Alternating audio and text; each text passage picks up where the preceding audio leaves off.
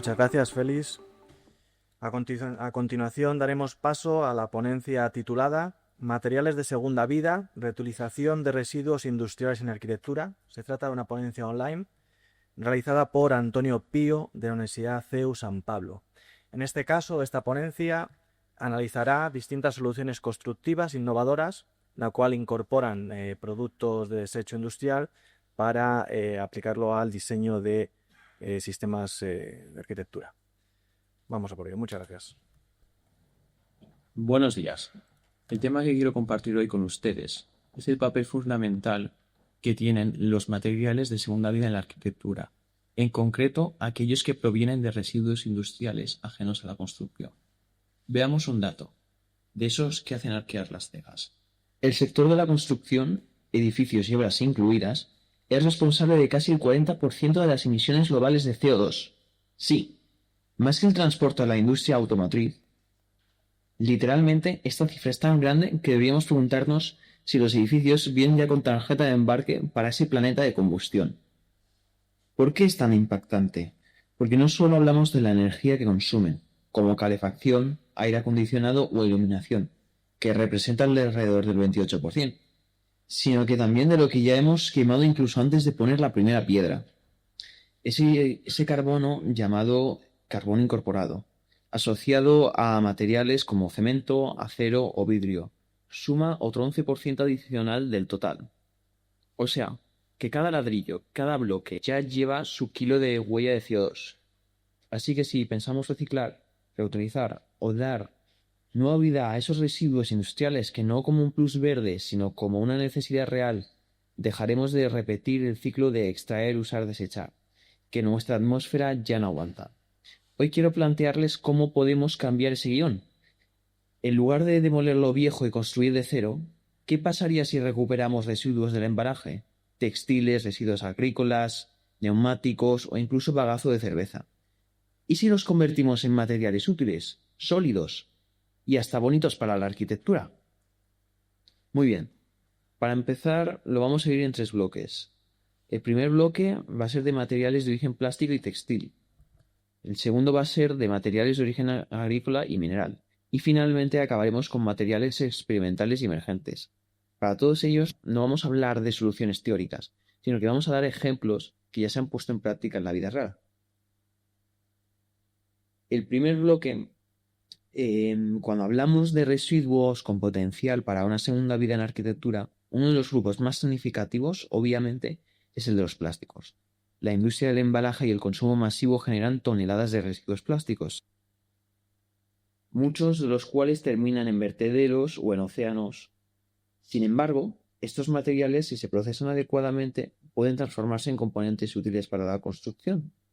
Un ejemplo destacado es el trabajo de Precious Plastic, que ha desarrollado tecnologías accesibles para reciclar plástico como son el PET, el HDPE y convertirlos en paneles o placas o mobiliario. En arquitectura, estos plásticos reciclados se han utilizado en revestimientos, cerramientos interiores y elementos de mobiliario urbano.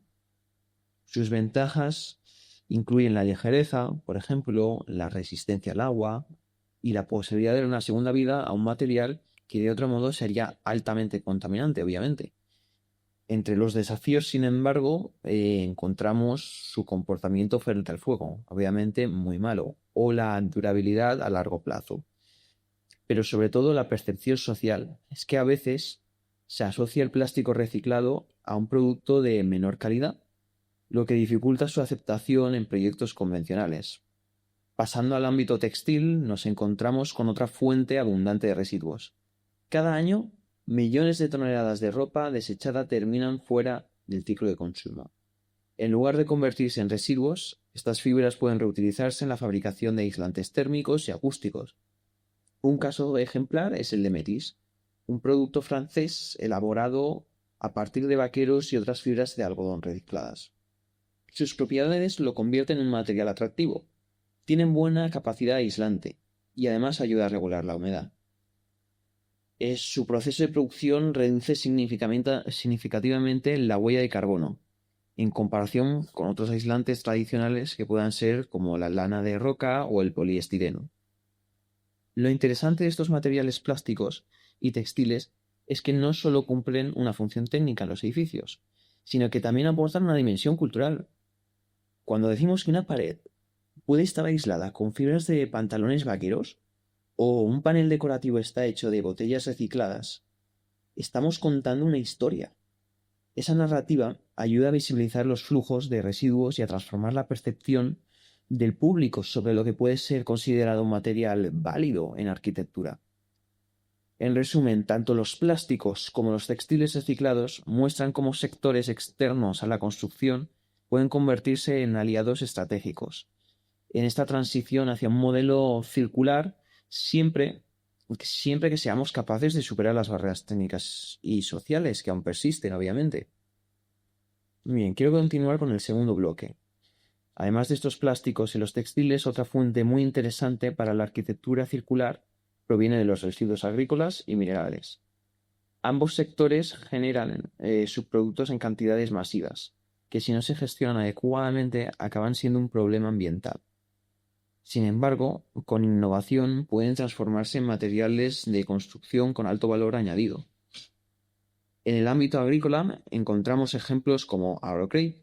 Es un biocompuesto que utiliza cáscara de arroz, paja y otros residuos de caña para fabricar bloques de construcción. Estos materiales destacan por su bajo peso, buenas propiedades térmicas y capacidad de regulación hidrotérmica. Al provenir de recursos renovables, además tienen una huella de carbono mucho menor que los bloques convencionales.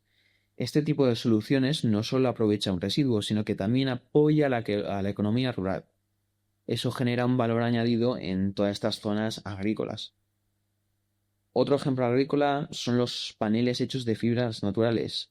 Aquí pueden ser como el cáñamo, el lino o kenaf, que se están empleando recientemente en revestimientos y aislantes. Esos materiales combinan resistencia mecánica con ligereza y, al final de su vida útil, pueden reincorporarse de nuevo al ciclo biológico como compost. Si pasamos a los residuos minerales, encontramos casos igualmente relevantes. La industria siderúrgica produce grandes cantidades de escorias y el sector energético genera cenizas volantes, a partir de la combustión de carbón, sobre todo. Ambos residuos, que en muchos países se acumulan en vertederos, han demostrado ser valiosos como sustitutos parciales del cemento en la producción de morteros. Estas soluciones no solo reducen la necesidad del cemento, uno de los materiales con más emisiones de CO2 del planeta, sino es que también mejoran algunas propiedades del hormigón, como su durabilidad o la resistencia a agentes químicos.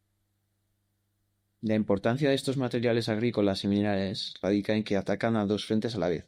Reducen residuos en sectores que son muy contaminantes y al mismo tiempo ofrecen alternativas técnicas viables dentro de la construcción.